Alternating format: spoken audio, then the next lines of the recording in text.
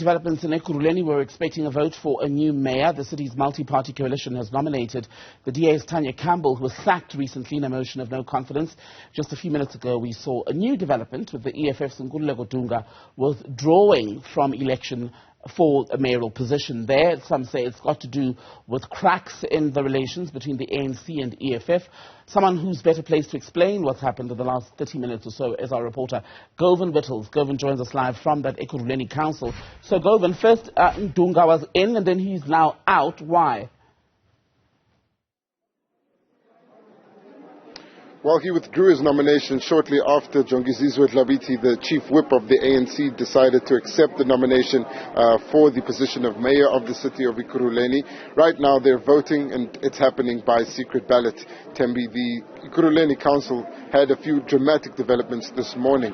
At one point there were 3 candidates for the position of mayor. Tania Campbell, who just cast her vote, Jongizizwe Dlabiti, as well as Nkululeko Dunga. It looks like there's been intense negotiations between the provincial and national leaders. Panyaza Lesufi, the Gauteng Premier, was in the house along with the Secretary of the Gauteng ANC, TK Ngliza, but so is Floyd Shivambu, the Deputy President of the EFF, as well as Secretary General Marshal Dlamini. Looks like they're trying to decide how to approach this. It's not clear if the EFF, after Nkululeko Dunga had withdrawn his nomination, will be voting for the ANC candidate or simply abstain, but you'll see that there are a few EFF councillors who are casting their votes. Let's give you live visuals of the voting process that is underway here in the Ekurhuleni Council. It's happening by secret ballot, and this secret ballot is the most obvious way or the most likely way that will expose any divisions that may be in the ANC caucus. That's really what the holdup was about. After the withdrawal of Nkululeko Dunga's nomination for the mayorship, the ANC requested a caucus. After the Speaker said that they would like the IEC to prepare for voting, the ANC took its caucus. In any case, you'd see Jongizizwe Dlabiti stepping up right now.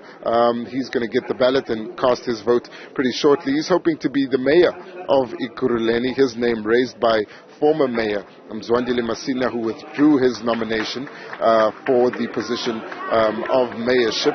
And Jongizizwe Dlabiti, a favorite of the region of Ekurhuleni, they raised his name as the mayoral candidate. This after Nkululeko Dunga's name was raised in negotiations between the EFF on the national level and the provincial ANC, that's Panyaza Lesufi and TK Ngliza. Tembi, at this point, it could go any way. It's not clear what would happen, but it looks like the Democratic Alliance's multi-party coalition might come back into power if the divisions within the ANC's caucus are significant enough for them to lose this election, which only requires a simple majority. The other factor here is what they call the Super 7. That's the group of minority parties who had earlier indicated they were ready to support an EFF candidate. Now that Nkululeko Dunga has withdrawn, it's all open, and they might support the ANC's candidate depending on the strength of the lobbying by Panyaza Lesufi, who last time secured the support of the Super 7 group. And there you see Nkululeko Dunga also going to cast his ballot. So the EFF councillors are voting. Of course, it's their discretion to spoil their ballots if they so choose, and that would, of course, leave this election open to the mayor being elected by a simple majority. Tania Campbell was removed by a simple majority the last time this council convened, and it's clear there's no deal here between the ANC and the EFF. We'll continue to give you these live visuals of voting happening in the city of Ekurhuleni's council, and after this, the city should have a new mayor. If they don't elect a mayor today, they would have one more day to reconvene and do so before the city is eligible to be placed under administration by the Gauteng Cooperative Governance Department. Govan, if you're able to hear me, just on what you're saying, let's stay with these pictures. We're watching voting happening in the Ekurhuleni Council now for a new mayor. Govan Whittles is our reporter in that council room. And Govan, you were talking about the shifting dynamics. A week ago, the EFF was still not fully committed to voting with the ANC. We then heard the reports that what the party had basically put forward was that its candidate, i.e. Nkululeko Dunga, then be put forward for the role of mayor. He's now pulled out. How would the ANC have had to maneuver if it wants to win back control of Ekurhuleni from the DA? Because so far what we've understood was that the EFF support would be central to any ANC victory. Well, the first thing the ANC would have to do is secure the votes of everyone in its caucus, i.e. would have to unite its caucus, which Newzroom Afrika understood to be divided at the start of this council meeting, and after intense meetings with the Gauteng chairperson of the ANC, Panyaza Lesufi, it appears that they may have fallen in line to get behind Jongizizwe Tlhabiti, especially after the withdrawal of Nkululeko Dunga's candidacy. But a united ANC is not enough for the ANC and its coalition partners to take control of the metro. They would also need the support of all of the councillors in the so-called Super 7. That is councillors who hold 7 seats in the Ekurhuleni Council. And what's important here is that an election by a majority would entail 113 votes, but last time Tania Campbell was governing this city through a minority government, i.e. she didn't have 50% plus 1 seats in the government. So the precedent has been set for minority governments to take control here.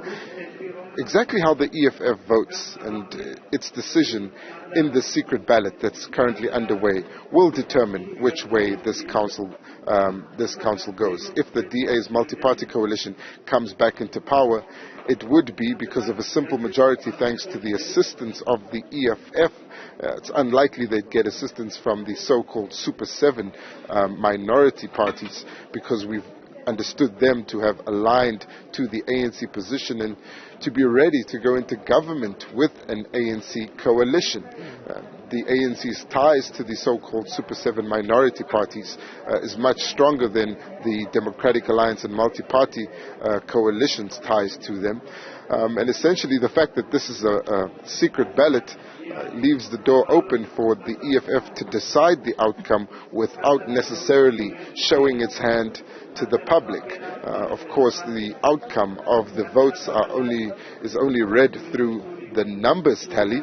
It's not clear which way the councillors would have voted, and considering the dissenting views within the ANC's caucus on who to support for the mayorship, it would be difficult to say who the councillors or who the parties were that were responsible for the outcome of the election. Should point out, Tembi, that Salim Simanga, the Gauteng leader of the Democratic Alliance, appearing quite confident ahead of this vote, insinuating that they're coming back into power. It would be hugely embarrassing for the ANC if the Democratic Alliance's multi-party coalition comes back into power after all the lobbying they did to try and remove them from power. And once again, you're watching live visuals of the voting happening here in the Ekurhuleni City Council. Right now, these are councillors from the multi-party coalition.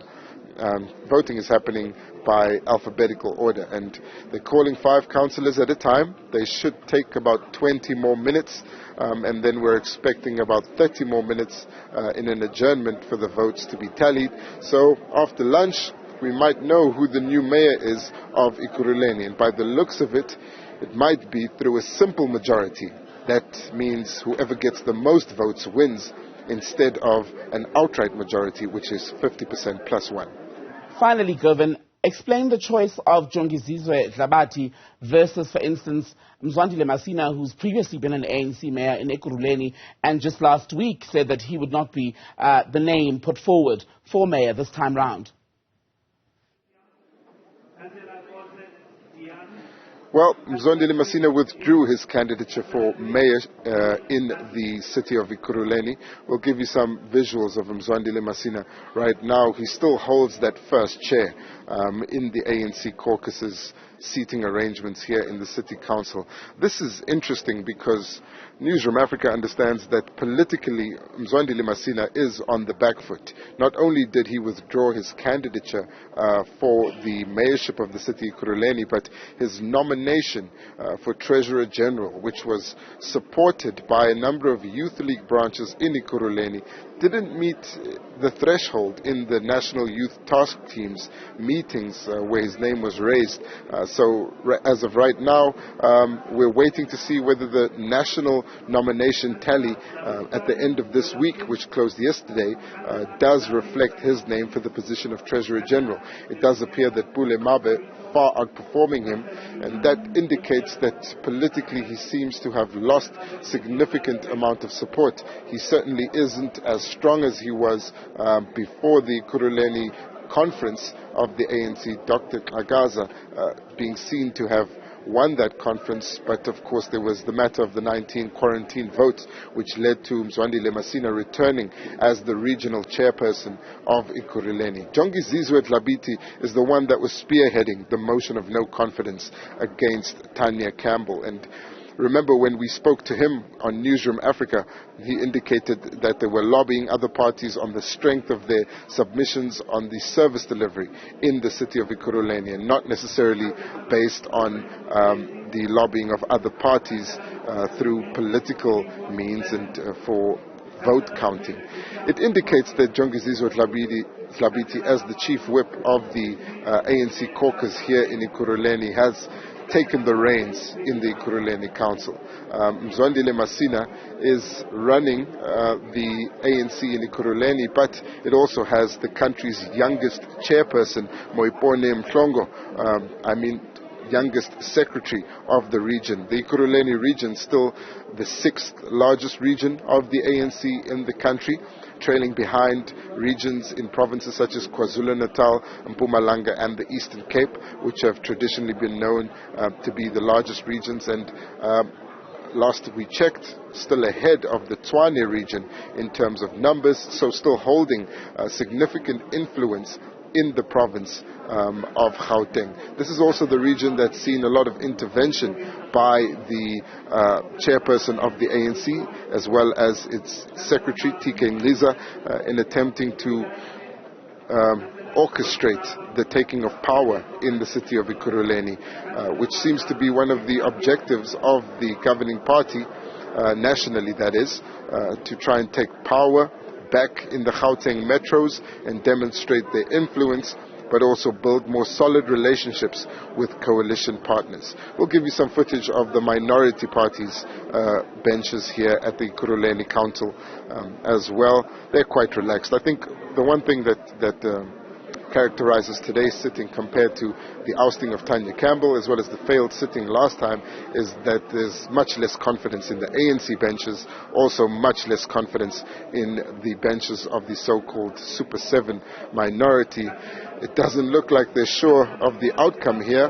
And the leaders, the provincial leaders of the Democratic Alliance, that's Solim Simango, who's in the gallery, is also seeming much more confident than the ANC leaders here.